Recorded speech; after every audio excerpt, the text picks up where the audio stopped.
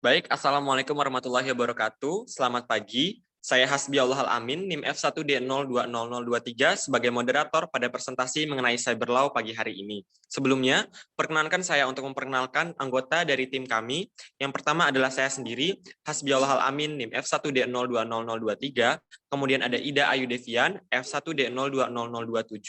Kemudian ada Mahendra Putra Raharja, F1D020047. Dan yang terakhir, Nindya Alita Rosalia, NIM F1D020073. Topik pembahasan pada presentasi kita pagi hari ini mengenai cyber law adalah yang pertama, pengertian dan tujuan cyber law, kedua, potensi kejahatan dunia maya pada cyber law, ketiga, ruang lingkup cyber law, empat, asas-asas cyber law, 5. Komponen cyber law, 6. Topik-topik cyber law, 7. Contoh kasus cyber law, 8. Pentingnya cyber law untuk Indonesia, dan yang 9 adalah kode etik para pengguna internet. Pembahasan pertama adalah pengertian dan tujuan yang akan disampaikan oleh saya sendiri. Cyber law adalah aspek hukum yang ruang lingkupnya meliputi setiap aspek yang berhubungan dengan orang perorangan atau subjek hukum yang menggunakan dan memanfaatkan teknologi internet, yang dimulai dari pada saat mereka mulai online dan memasuki dunia cyber atau dunia maya. Cyber law sangat dibutuhkan karena memiliki kaitannya dengan upaya pencegahan tindak pidana ataupun penanganan tindak pidana. Cyber law akan menjadi dasar hukum dalam proses penegakan hukum terhadap kejahatan-kejahatan dengan sarana elektronik dan komputer, termasuk pula kejahatan pencurian uang dan kejahatan terorisme. Potensi kejahatan di dunia maya. Kejahatan dalam bidang teknologi informasi dengan menggunakan serangan elektronik berpotensi menimbulkan kerugian pada bidang politik, ekonomi, sosial budaya yang lebih besar dampaknya dibandingkan dengan kejahatan yang berintensitas tinggi lainnya. Hal ini dipicu oleh permasalahan yang ada dalam konvergensi teknologi. Misalnya internet, membawa dampak negatif dalam munculnya jenis kejahatan baru, seperti hacker yang dapat membobol komputer milik bank dan memindahkan dana serta merubah data secara melawan hukum. Selanjutnya, Baik, ruang lingkup cyber law. Aspek hukum yang istilahnya berasal dari cyber law yang ruang lingkupnya meliputi setiap aspek yang berhubungan dengan perorangan atau subjek hukum yang menggunakan dan memanfaatkan teknologi internet yang dimulai pada saat memulai online dan memasuki cyberspace atau dunia maya. Adapun ruang lingkup cyber law di Indonesia, yaitu hukum publik yang meliputi jurisdiksi, etika kegiatan online, perlindungan konsumen, anti monopoli, persaingan sehat, perpajakan, regulatory body, data protection, dan cyber crimes.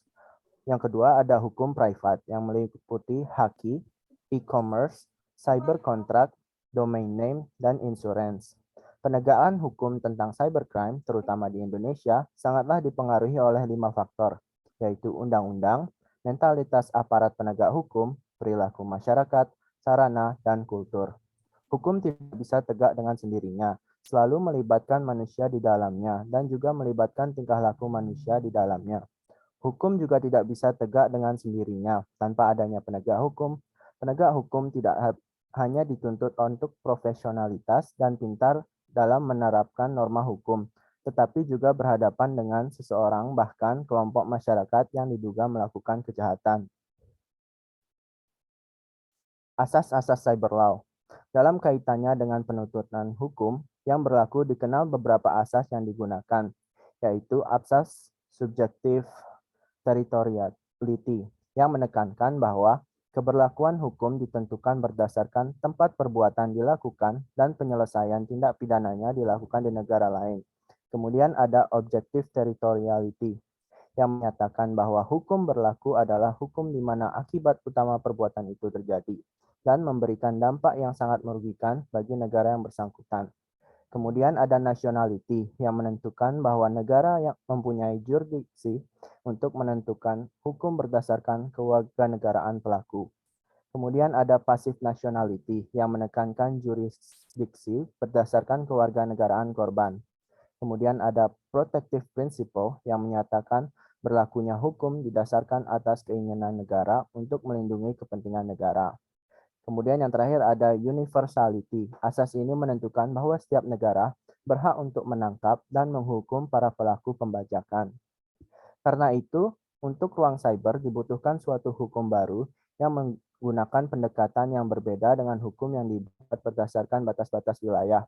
Ruang cyber dapat diibaratkan sebagai suatu tempat yang hanya dibatasi oleh screen dan password. Secara radikal, ruang cyber telah mengubah hubungan antara legality significant online phenomena and physical location. Terima kasih, saya kembalikan ke moderator. Baik, terima kasih Mahendra Putra Raharja atas waktunya.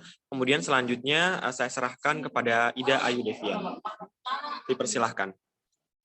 Selanjutnya ada komponen cyber law. Yang pertama, tentang yurisdiksi hukum dan aspek-aspek terkait. Komponen ini menganalisa dan menentukan keberlakuan hukum yang berlaku dan ditetapkan dalam dunia maya itu. Yang kedua, ada tentang landasan penggunaan internet sebagai sarana untuk melakukan kebebasan berpendapat yang berhubungan dengan tanggung jawab pihak yang menyampaikan, aspek accountability, tanggung jawab dalam memberikan jasa online, dan penyedia jasa internet atau internet provider, serta tanggung jawab hukum bagi penyedia jasa pendidikan melalui jaringan internet.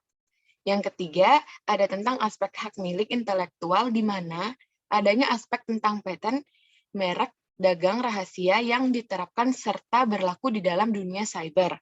Yang keempat, ada tentang aspek kerahasiaan yang dijamin oleh ketentuan hukum yang berlaku di masing-masing yurisdiksi negara asal dari pihak yang mempergunakan atau memanfaatkan dunia maya sebagai bagian dari sistem atau mekanisme jasa yang mereka lakukan. Nah, selain yang ada di PPT ini, ada pula komponen-komponen cyber law lainnya, yaitu tentang aspek hukum yang menjamin keamanan dari tiap pengguna internet, tentang ketentuan hukum yang memformulasikan aspek kepemilikan dalam internet sebagai bagian dari nilai investasi yang dapat dihitung sesuai dengan prinsip-prinsip keuangan atau akuntansi. Dan yang terakhir ada tentang aspek hukum yang memberikan legalisasi atas internet sebagai bagian dari perdagangan atau bisnis usaha. Next. Selanjutnya ada topik cyber law. Yang pertama ada information security, menyangkut masalah keotentikan pengirim atau penerima dan integritas dari pesan yang mengalir melalui internet. Dalam hal ini diatur masalah kerahasiaan atau keabsahan tanda tangan elektronik. Selanjutnya ada online transaction, meliputi penawaran jual beli, pembayaran sampai pengiriman barang melalui internet. Yang ketiga ada right in electronic information, soal hak cipta dan hak yang muncul bagi pengguna maupun penyedia konten. Yang keempat ada regulation information content, sejauh mana perangkat hukum dapat mengatur konten yang dialirkan melalui internet. Dan yang terakhir ada regulation in online contact atau tata krama dalam berkomunikasi dan berbisnis melalui internet, termasuk perpajakan, restriksi ekspor-import, kriminalisasi, dan yurisdiksi hukum. Selanjutnya saya balikan ke moderator. Baik, terima kasih Saudara Devian atas penjelasannya. Selanjutnya untuk pembahasan mengenai pentingnya cyber dan etika akan dibahas oleh Saudara Alita. Dipersilahkan.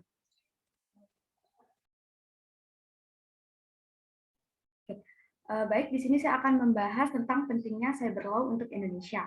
Kerugian yang ditimbulkan oleh kejahatan dunia maya tidak dapat diukur, tetapi Undang-Undang Indonesia yang secara khusus menargetkan kejahatan dunia maya belum sepenuhnya diterapkan. Berbagai ketentuan hukum pidana KUHP dapat digunakan untuk menangkap pelaku kejahatan yang berhubungan dengan komputer atau internet. Meskipun tidak dapat diterapkan pada semua jenis kejahatan pada dunia maya yang ada, kendala dalam proses penyidikan cybercrime terkait dengan hukum, kapasitas, dokumen hukum, alat bukti, dan fasilitas pendukung. Langkah-langkah yang dapat dilakukan sebenarnya untuk menyelesaikan masalah investigasi kejahatan dunia maya, antara lain bisa menyempurnakan Undang-Undang Kejahatan Dunia Maya, kemudian terus melatih aparat penegak hukum kejahatan dunia maya, serta membentuk Departemen Investigasi Kejahatan Dunia Maya yang komprehensif, serta mempromosikan dan mempublikasikan pencegahan kejahatan dunia maya secara luas. Kemudian, Materi yang terakhir terkait kode etik pengguna internet yang baik itu seperti apa? Yang pertama, menghindari dan tidak mempublikasi informasi secara langsung yang berkaitan dengan masalah pornografi dan nudisme dalam segala bentuk. Yang kedua, menghindari dan tidak mempublikasi informasi yang memiliki tendensi yang menyinggung secara langsung dan negatif terkait masalah suku, agama, dan ras, termasuk di dalamnya usaha penghinaan, pelecehan, pendiskreditan, penyiksaan, serta segala bentuk pelanggaran hak atas perseorangan, kelompok, lembaga, atau institusi lainnya. Kemudian poin selanjutnya menghindari dan tidak mempublikasikan informasi yang berisi instruksi untuk melakukan perbuatan melawan hukum atau ilegal positif di Indonesia dan ketentuan internasional umumnya. Selanjutnya, tidak menampilkan segala bentuk eksploitasi terhadap anak-anak di bawah umur, tidak mempergunakan, mempublikasikan, dan atau saling bertukar materi dan informasi yang memiliki korelasi terhadap kegiatan parenting, hacking, dan juga cracking. Selanjutnya, bila mempergunakan skrip, program, tulisan, gambar, foto, animasi, suara, atau bentuk materi dan informasi lainnya yang bukan hasil karya sendiri dan harus mencantumkan identitas sumber dan pemilik hak cipta bila ada, dan bersedia untuk melakukan pencabutan bila ada yang mengajukan keberatan, serta bertanggung jawab atas segala konsekuensi yang mungkin timbul karenanya. Yang selanjutnya, tidak berusaha atau melakukan serangan teknis terhadap produk, sumber daya atau research, dan peralatan yang dimiliki oleh pihak lain, menghormati etika dan segala macam peraturan yang berlaku di masyarakat internet umumnya, dan bertanggung jawab sepenuhnya terhadap segala muatan atau isi situsnya.